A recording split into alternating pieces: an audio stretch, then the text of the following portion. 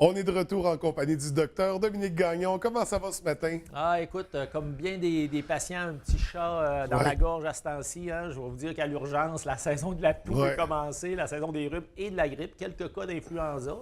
Quand même, c'est pas majeur, mais on sent que ça se prépare pour le temps des fêtes. Alors, lavons-nous les mains. Oui, parce que c'est une belle période pour ça. On ne transmet pas juste des bons vœux dans le temps des fêtes, malheureusement. C'est ça. Écoute, oui. C'est aussi une bonne période pour l'alimentation. Hein. On est dans le thème et tout ça pour cuisiner en famille. On se prépare souvent pour le temps des fêtes. Parfois, c'est à recevoir ou on a du temps aussi. Hein. Il y a un congé qui s'amène avec les enfants.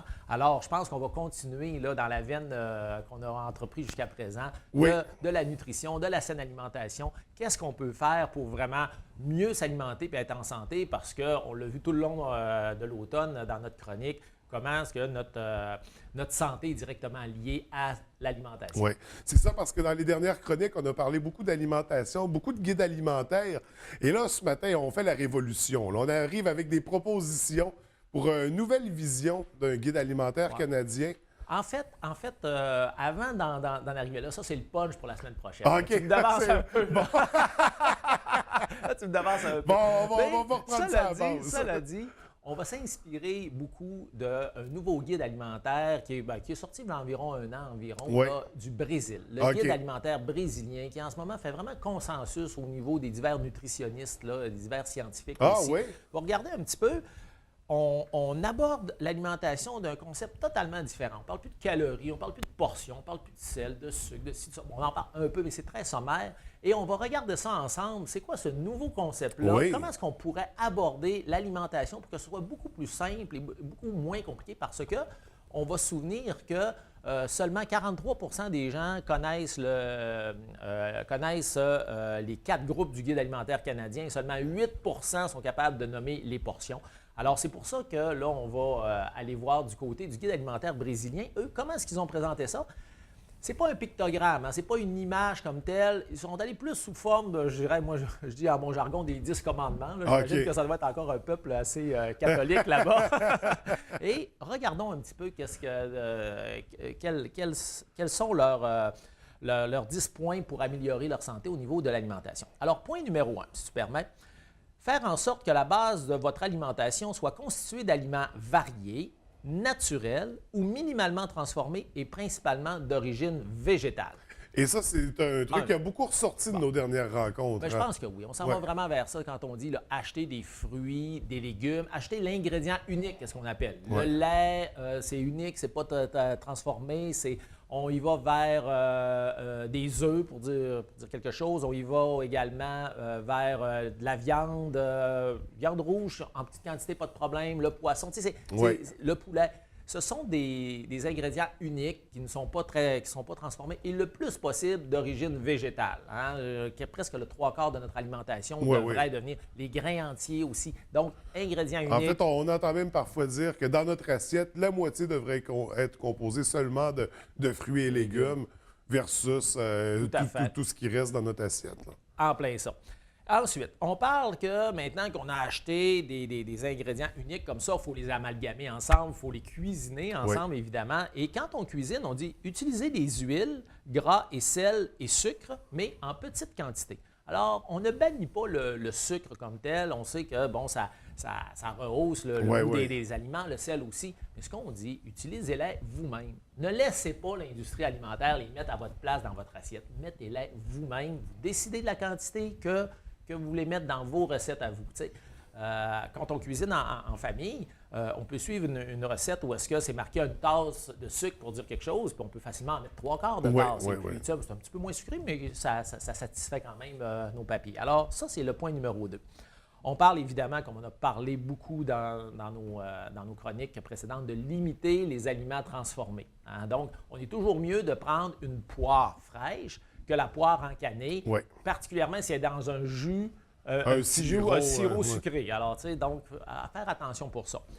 Et le point numéro 4, là, on dit vraiment d'éviter la consommation d'aliments ultra transformés. Hein. Moi, je prends toujours le fameux exemple des pizzas pochettes là, ou des mets préparés d'avance, les boissons gazeuses qui vont rentrer dans ça aussi. Ça, c'est vraiment quelque chose, je vous dirais, à bannir de notre alimentation, sauf dans les cas d'exception. Ouais. Et là, ça m'amène tout de suite à une question parce que, veut pas, d'un pays à l'autre, il y a une culture, il y a une tradition qui est très présente.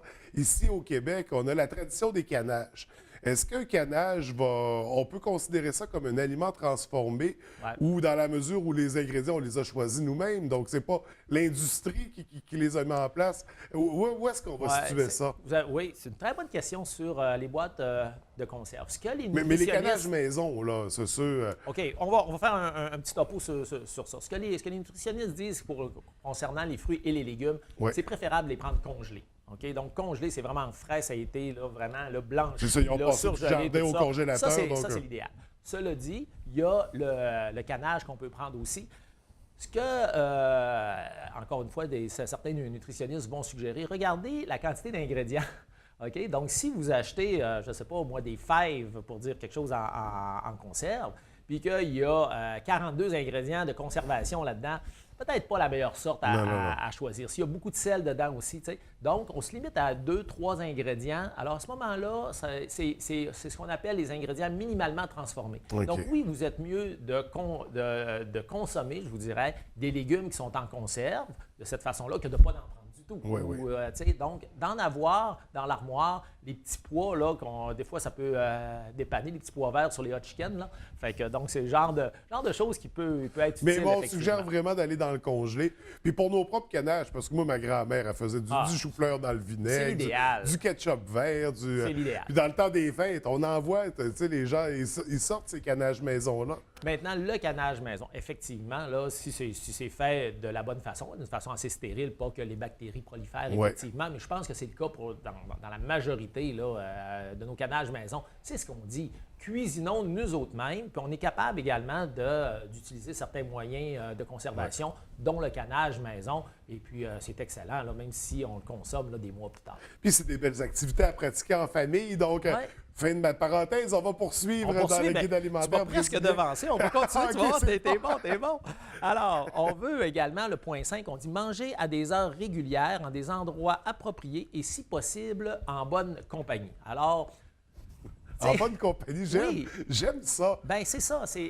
L'approche, c'est de dire, regarde, au lieu de manger tout seul dans son auto, sa snack bar ou quoi que ce soit, regarde, c'est important pour la santé. Prenons le temps de s'asseoir, puis prenons le temps d'être avec soit des collègues, en famille, le soir ou le matin. Prenons le temps, au lieu de chacun déjeuner de son côté, vite. Pourquoi est-ce qu'on ne synchronise pas? Parce que la saine relation, c'est un de nos 4 piliers. On vient l'intégrer à la saine alimentation. C'est très intéressant. C'est tout intégré. Quand on parle des 4 piliers, ça s'intègre tous ensemble et tout ça. Et effectivement, donc, l'alimentation devient un moment privilégié, un moment agréable. Donc, c'est bon pour notre santé.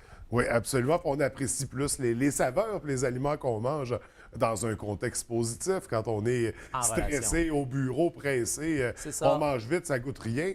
Mais en bonne compagnie, quand on prend le temps de le faire, c'est savoureux. Non, je pense que oui. Souvent, l'organisation du travail est faite que sur l'heure du dîner, on peut avoir 3 quarts d'heure, 1 heure. Bien, pourquoi ne pas justement aller luncher avec des collègues lorsque c'est possible?